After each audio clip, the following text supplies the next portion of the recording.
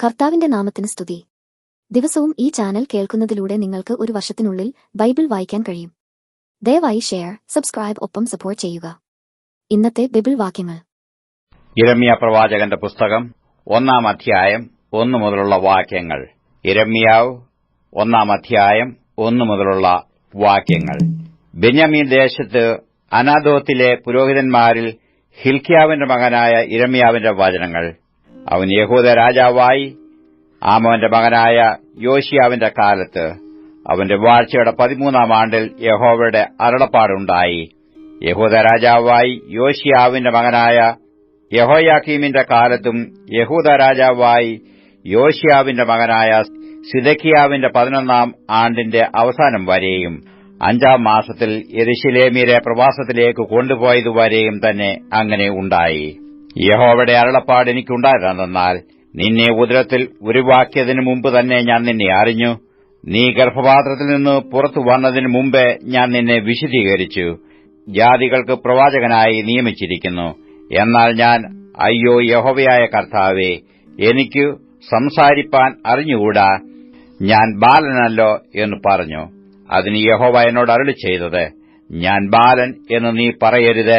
ഞാൻ നിന്നെ അയക്കുന്ന ഏവരുടെയും അടുക്കൽ നീ പോകുകയും ഞാൻ നിന്നോട് കൽപ്പിക്കുന്നതൊക്കെയും സംസാരിക്കുകയും വേണം. നീ അവരെ ഭയപ്പെടരുത്. നിന്നെ വിടുവിക്കേണ്ടതിന് ഞാൻ നിന്നോടുകൂടെ ഉണ്ടെന്ന് യഹോവയുടെ അരുളപ്പാട്. പിന്നെ യഹോവ കൈ നീട്ടി എന്റെ വായെ തൊട്ടു. ഞാൻ എന്റെ വചനങ്ങളെ നിന്റെ വായിൽ തന്നിരിക്കുന്നു. നോക്കുക, നിർമൂലമാക്കുവാനും പൊളിപ്പാനും നശിപ്പിപ്പാനും ഇടിച്ചുകളവാനും പണിവാനും നടുവാനും വേണ്ടി ഞാൻ നിന്നെ ഇന്ന് ജാതികളുടെ മേലും രാജ്യങ്ങളുടെ മേലും ആക്കിവച്ചിരിക്കുന്നു എന്ന് യഹോവ എന്നോട് കൽപ്പിച്ചു. യഹോവയുടെ അരുളപ്പാട് എനിക്കുണ്ടായി, യിരെമ്യാവേ, നീ എന്ത് കാണുന്നു എന്ന് ചോദിച്ചു. ബദാം വൃക്ഷത്തിന്റെ ഒരു കൊമ്പ് കാണുന്നു എന്ന് ഞാൻ പറഞ്ഞു. യഹോവ എന്നോട്, നീ കണ്ടത് ശരി തന്നെ. എന്റെ വചനം നിവർത്തിക്കേണ്ടതിന് ഞാൻ ജാഗരിച്ചുകൊള്ളും എന്ന് അരുളിച്ചെയ്തു. യഹോവയുടെ അരുളപ്പാട് 2 പ്രാവശ്യം എനിക്കുണ്ടായി. നീ എന്ത് കാണുന്നു എന്ന് ചോദിച്ചു. തിളയ്ക്കുന്ന ഒരു കലം കാണുന്നു, അത് വടക്കുനിന്ന് പ്രത്യക്ഷമായി വരുന്നു എന്ന് ഞാൻ പറഞ്ഞു. യഹോവ എന്നോട്, വടക്കുനിന്ന് ദേശത്തിലെ സർവ്വനിവാസികൾക്കും അനർത്ഥം വരും. ഞാൻ വടക്കേ രാജ്യങ്ങളിലെ വംശങ്ങളെ ഒക്കെയും വിളിക്കും എന്ന് യഹോവയുടെ അരുളപ്പാട്. അവർ വന്നു ഓരോരുത്തൻ താന്താന്റെ സിംഹാസനം യെരൂശലേമിന്റെ പടിവാതിലുകളുടെ പ്രവേശനത്തിങ്കലും ചുറ്റും അതിന്റെ എല്ലാ മതിലുകൾക്കും നേരെയും യഹൂദിലെ എല്ലാ പട്ടണങ്ങൾക്കും നേരെയും വെക്കും. അവർ എന്നെ ഉപേക്ഷിക്കുകയും അന്യദേവന്മാർക്ക് ധൂപം കാട്ടി തങ്ങളുടെ കൈപ്പണികളെ നമസ്കരിക്കുകയും ചെയ്ത സകല ദോഷത്തെയും കുറിച്ച് ഞാൻ അവരോട് ന്യായവാദം കഴിക്കും. ആകയാൽ നീ അരകെട്ടി എഴുന്നേറ്റ് ഞാൻ നിന്നോട് കൽപ്പിക്കുന്നതൊക്കെയും അവരോട് പ്രസ്താവിക്കുക. ഞാൻ നിന്നെ അവരുടെ മുമ്പിൽ ഭ്രമിപ്പിക്കാതെ ഇരിക്കേണ്ടതിന് നീ അവരെ കണ്ടു ഭ്രമിച്ചു പോകരുത്. ഞാൻ ഇന്ന് നിന്നെ സർവ്വദേശത്തിനും യഹൂദ രാജാക്കന്മാർക്കും പ്രഭുക്കന്മാർക്കും പുരോഹിതന്മാർക്കും ദേശത്തിലെ ജനത്തിനും നേരെ ഉറപ്പുള്ളൊരു പട്ടണവും ഇരുമ്പ് തൂണും താമ്ര മതിലുകളും ആക്കിയിരിക്കുന്നു. അവർ നിന്നോട് യുദ്ധം ചെയ്യും, നിന്നെ ജയിക്കുകയില്ലതാനും. നിന്നെ രക്ഷിപ്പാൻ ഞാൻ നിന്നോടുകൂടെ ഉണ്ടെന്ന് യഹോവയുടെ അരുളപ്പാട്. യിരെമ്യാവ് 2 അധ്യായം 1 മുതലുള്ള വാക്യങ്ങൾ. യിരെമ്യാവ് 2 അധ്യായം 1 മുതലുള്ള വാക്യങ്ങൾ. യഹോവയുടെ അരുളപ്പാട് എനിക്കുണ്ടായതെന്നാൽ, നീ ചെന്ന് യെരൂശലേം കേൾക്കെ വിളിച്ചു പറയേണ്ടത്, യഹോവ ഇപ്രകാരം അരുളിച്ചെയ്യുന്നു, മരുഭൂമിയിൽ വിതയ്ക്കാത്ത ദേശത്ത് തന്നെ നീ എന്നെ അനുഗമിച്ച് നടന്ന നിന്റെ യൗവനത്തിലെ ഭക്തിയും വിവാഹം നിശ്ചയിച്ച കാലത്തിലെ സ്നേഹവും ഞാൻ ഓർക്കുന്നു. ഇസ്രായേൽ യഹോവയ്ക്ക് വിശുദ്ധവും അവന്റെ വിളവിന്റെ ആദ്യഫലവും ആകുന്നു. അവനെ തിന്നുകളയുന്നവരൊക്കെയും കുറ്റക്കാരായിത്തീരും, അവർക്ക് ദോഷം വന്നു ഭവിക്കും എന്നായിരുന്നു യഹോവയുടെ അരുളപ്പാട്. യാക്കോബ് ഗ്രഹവും ഇസ്രായേൽ ഗ്രഹത്തിലെ സകല വംശങ്ങളുമായുള്ളവരെ, യഹോവയുടെ അരുളപ്പാട് കേട്ടുകൊള്ളുവീൻ. യഹോവ ഇപ്രകാരം അരുളിച്ചെയ്യുന്നു, നിങ്ങളുടെ പിതാക്കന്മാർ എന്നെ വിട്ടകന്നു മിഥ്യാമൂർത്തികളോട് ചേർന്ന് വ്യർത്ഥന്മാർ ആയിത്തീരുവാൻ തക്കവണ്ണം അവർ എന്നിൽ എന്തൊരു അന്യായം കണ്ടു. ഞങ്ങളെ മിസ്രയീം ദേശത്തുനിന്ന് പുറപ്പെടുവിച്ചു പാഴ്നിലവും കുഴികളുമുള്ള ദേശമായി, വരൾച്ചയും കൂരിരുളും ഉള്ള ദേശമായി, മനുഷ്യസഞ്ചാരമോ ആൾപ്പാർപ്പോ ഇല്ലാത്ത ദേശമായ മരുഭൂമിയിൽ കൂടി ഞങ്ങളെ നടത്തിക്കൊണ്ടുവന്ന യഹോവ എവിടെയെന്നും അവർ ചോദിച്ചില്ല. ഞാൻ നിങ്ങളെ ഫലവത്തായൊരു ദേശത്തു അതിന്റെ ഫലവും ഗുണവും അനുഭവിപ്പാൻ കൂട്ടിക്കൊണ്ടുവന്നു. എന്നാൽ അവിടെ എത്തിയ ശേഷം നിങ്ങൾ എന്റെ ദേശത്തെ അശുദ്ധമാക്കി എന്റെ അവകാശത്തെ അറപ്പാക്കി കളഞ്ഞു. യഹോവ എവിടെയെന്ന് പുരോഹിതന്മാർ അന്വേഷിച്ചില്ല. ന്യായപ്രമാണജ്ഞന്മാർ എന്നെ അറിഞ്ഞില്ല. ഇടയന്മാർ എന്നോട് അതിക്രമം ചെയ്തു. പ്രവാചകന്മാർ ബാൽ മുഖാന്തരം പ്രവചിച്ചു. പ്രയോജനമില്ലാത്തവയോട് ചേർന്ന് നടന്നു. അതുകൊണ്ട് ഞാൻ ഇനിയും നിങ്ങളോട് വ്യവഹരിക്കും, നിങ്ങളുടെ മക്കളുടെ മക്കളോട് ഞാൻ വ്യവഹരിക്കും എന്ന് യഹോവയുടെ അരുളപ്പാട്. നിങ്ങൾ കിത്തീയരുടെ ദ്വീപുകളിലേക്ക് കടന്നു ചെന്ന് നോക്കുവീൻ. കേദാരിലേക്ക് ആളയച്ച് നല്ലവണ്ണം അന്വേഷിച്ചു ഇതുപോലെ സംഭവിച്ചിട്ടുണ്ടോ എന്ന് നോക്കുവീൻ. ഒരു ജാതി തന്റെ ദേവന്മാരെ മാറ്റിയിട്ടുണ്ടോ? അവ ദേവന്മാരല്ല താനും. എന്നാൽ എന്റെ ജനം തന്റെ മഹത്വമായവനെ പ്രയോജനമില്ലാത്തതിനു പകരം മാറ്റിക്കളഞ്ഞിരിക്കുന്നു. ആകാശമേ, ഇരിങ്കൽ വിസ്മയിച്ച് ഭ്രമിച്ചു ഏറ്റവും സ്തംഭിച്ചു പോക എന്ന് യഹോവയുടെ അരുളപ്പാട്. എന്റെ ജനം രണ്ടു ദോഷം ചെയ്തിരിക്കുന്നു. അവർ ജീവജലത്തിന്റെ ഉറവായ എന്നെ ഉപേക്ഷിച്ചു വെള്ളമില്ലാത്ത കിണറുകളെ, പൊട്ടക്കിണറുകളെ തന്നെ കുഴിച്ചിരിക്കുന്നു. ഇസ്രയേൽ ദാസനോ വീട്ടിൽ പിറന്ന അടിമയോ അവൻ കവർച്ചയായി തീർന്നിരിക്കുന്നതെന്ത്? ബാലസിംഹങ്ങൾ അവന്റെ നേരെ അലറി നാദം കേൾപ്പിച്ചു. അവന്റെ ദേശത്തെ ശൂന്യമാക്കി അവന്റെ പട്ടണങ്ങൾ വെന്തു നിവാസികളില്ലാതെയായിരിക്കുന്നു. നോഫ്യരും തഹ്പനേസ്യരും നിന്റെ നെറുകയെ തകർത്തു കളഞ്ഞിരിക്കുന്നു. നിന്റെ ദൈവമായ യഹോവ നിന്നെ വഴി നടത്തിയപ്പോൾ അവനെ ഉപേക്ഷിക്കൊണ്ടല്ലയോ നീ ഇത് സമ്പാദിച്ചത്? ഇപ്പോഴോ മിസ്രയീമിലേക്കുള്ള യാത്ര എന്തിന്? ശീഹോരിലെ വെള്ളം കുടിപ്പാനോ? അശൂരിലേക്കുള്ള യാത്ര എന്തിന്? ആ നദിയിലെ വെള്ളം കുടിപ്പാനോ? നിന്റെ ദുഷ്ടത തന്നെ നിനക്ക് ശിക്ഷയും നിന്റെ വിശ്വാസത്യാഗങ്ങൾ നിനക്ക് ദണ്ഡനവുമാകും. അതുകൊണ്ട് നീ നിന്റെ ദൈവമായ യഹോവയെ ഉപേക്ഷിച്ചതും നിന്റെ ഭയം നിനക്ക് ഇല്ലാതിരിക്കുന്നതും എത്ര ദോഷവും കയ്പും ആയുള്ളതെന്ന് അറിഞ്ഞു കണ്ടുകൊള്ളുക എന്ന് സൈന്യങ്ങളുടെ യഹോവയായ കർത്താവിന്റെ അരുളപ്പാട്. പണ്ട് തന്നെ നീ നുകം തകർത്തു, നിന്റെ കയർ പൊട്ടിച്ചു, ഞാൻ അടിമവേല ചെയ്യുകയില്ല എന്ന് പറഞ്ഞു. ഉയർന്ന കുന്നിന്മേലൊക്കെയും പച്ചയായ വൃക്ഷത്തിൻ കീഴൊക്കെയും നീ വേശ്യയായി കിടന്നു. ഞാൻ നിന്നെ വിശുദ്ധ മുന്തിരിവള്ളിയായി നല്ല തൈയായി തന്നെ നട്ടിരിക്കെ നീ എനിക്ക് കാട്ടുമുന്തിരിവള്ളിയുടെ തൈയായി തീർന്നത് എങ്ങനെ? നീ ധാരാളം ചവർക്കാരം തേച്ച് ചാരവെള്ളം കൊണ്ട് കഴുകിയാലും നിന്റെ അകൃത്യം എന്റെ മുമ്പിൽ മലിനമായിരിക്കുന്നു എന്ന് യഹോവയായ കർത്താവിന്റെ അരുളപ്പാട്.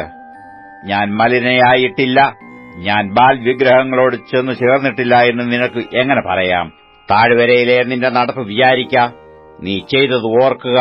വഴിയിൽ അങ്ങോട്ടും ഇങ്ങോട്ടും വിരഞ്ഞോടുന്ന പെണ്ണോട്ടകമല്ലയോ നീ മരുഭൂമി ശീലിച്ചു അതിമോഹം പൂണ്ട് കിഴയ്ക്കുന്ന കാട്ടുകഴുത തന്നെ.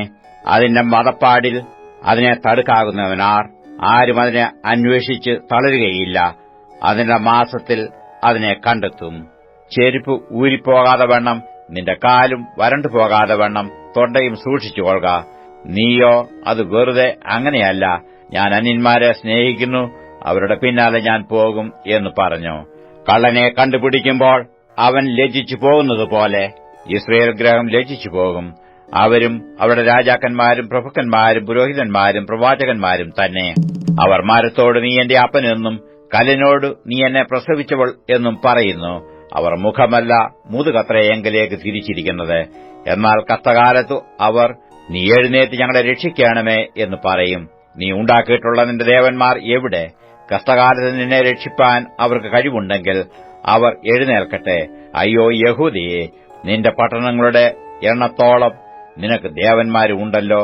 നിങ്ങൾ എന്നോട് വാദിക്കുന്നതെന്ത്?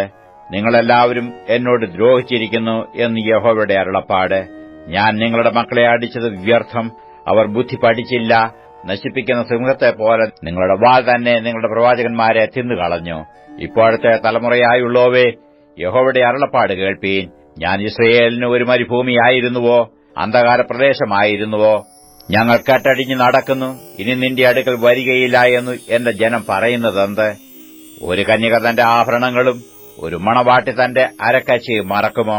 എന്നാൽ എന്റെ ജനം എണ്ണമില്ലാത്ത നാളായി എന്നെ മറന്നിരിക്കുന്നു.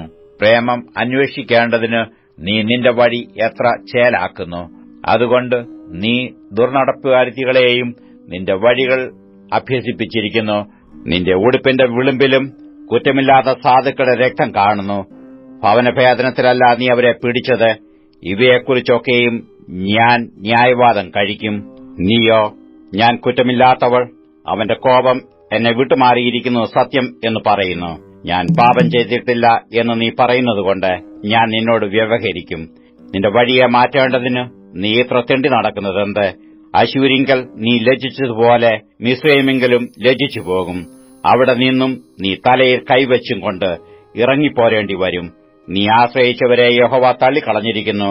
അവരെക്കൊണ്ട് നിനക്ക് ഒരു ഗുണവും വരികയില്ല. അപ്പോസ്തലനായ പൗലോസ് എഫേസ്യർക്ക് എഴുതിയ ലേഖനം 6-ാം അധ്യായം 1 മുതലുള്ള വാക്യങ്ങൾ. എഫേസ്യർ 6-ാം അധ്യായം 1 മുതലുള്ള വാക്യങ്ങൾ. മക്കളെ, നിങ്ങളുടെ അമ്മയപ്പന്മാരെ കർത്താവിൽ അനുസരിപ്പീൻ. അത് ന്യായമല്ലോ. നിനക്ക് നന്മയുണ്ടാകുവാനും നീ ഭൂമിയിൽ ദീർഘായുസോടിരിപ്പാനും നിന്റെ അപ്പനെയും അമ്മയെയും ബഹുമാനിക്ക എന്നത് വാഗ്ദത്തത്തോടുകൂടിയ ആദ്യ കൽപ്പനയാകുന്നു. പിതാക്കന്മാരെ, നിങ്ങളുടെ മക്കളെ കോപിപ്പിക്കാതെ കർത്താവിന്റെ ബാലശിക്ഷയിലും പഥ്യോപദേശത്തിലും പോറ്റി വളർത്തുവീൻ. ദാസന്മാരെ, ജഡപ്രകാരം യജമാനന്മാരായവരെ ക്രിസ്തുവിനെപ്പോലെ തന്നെ ഹൃദയത്തിന്റെ ഏകാഗ്രതയിൽ ഭയത്തോടും വിറയലോടും കൂടെ അനുസരിപ്പീൻ. മനുഷ്യരെ പ്രസാദിപ്പിക്കുന്നവരെപ്പോലെ ദൃഷ്ടിസേവയാൽ അല്ല, ക്രിസ്തുവിന്റെ ദാസന്മാരെപ്പോലെ ദൈവേഷ്ട മനസ്സോടെ ചെയ്തും മനുഷ്യരെ അല്ല, കർത്താവിനെ തന്നെ പ്രീതിയോടെ സേവിച്ചും കൊണ്ട് അനുസരിപ്പീൻ. ദാസനോ സ്വതന്ത്രനോ ഓരോരുത്തൻ ചെയ്യുന്ന നന്മയ്ക്ക് കർത്താവിൽ നിന്ന് പ്രതിഫലം പ്രാപിക്കും എന്ന് നിങ്ങൾ അറിയുന്നുവല്ലോ.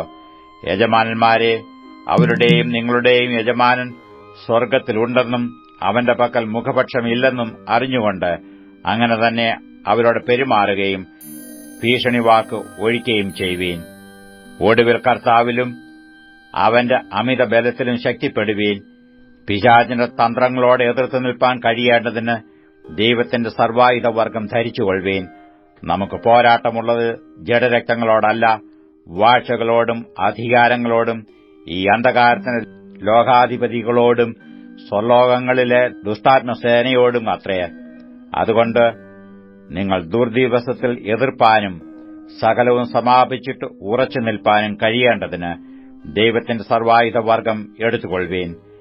നിങ്ങളുടെ അരയ്ക്ക് സത്യം കെട്ടിയും നീതി എന്ന കവചം ധരിച്ചും സമാധാന സുവിശേഷത്തിനായുള്ള ഒരുക്കം കാലിന് ചെരിപ്പാക്കിയും എല്ലാറ്റിനും മീതെ ദുഷ്ടന്റെ തീയമ്പുകളെ ഒക്കെയും കെടുക്കുവാൻ തക്കതായ വിശ്വാസം എന്ന പരിച എടുത്തുകൊണ്ടും നിൽപ്പീൻ. രക്ഷ എന്ന ശിരസ്ത്രവും ദൈവവചനം എന്ന ആത്മാവിന്റെ വാളും കൈക്കൊള്ളുവീൻ. സകല പ്രാർത്ഥനയാലും യാചനയാലും ഏതു നേരത്തും ആത്മാവിൽ പ്രാർത്ഥിച്ചും അതിനായി ജാഗരിച്ചും കൊണ്ട് സകല വിശുദ്ധന്മാർക്കും എനിക്കും വേണ്ടി പ്രാർത്ഥനയിൽ പൂർണ്ണസ്ഥിരത കാണിപ്പീൻ.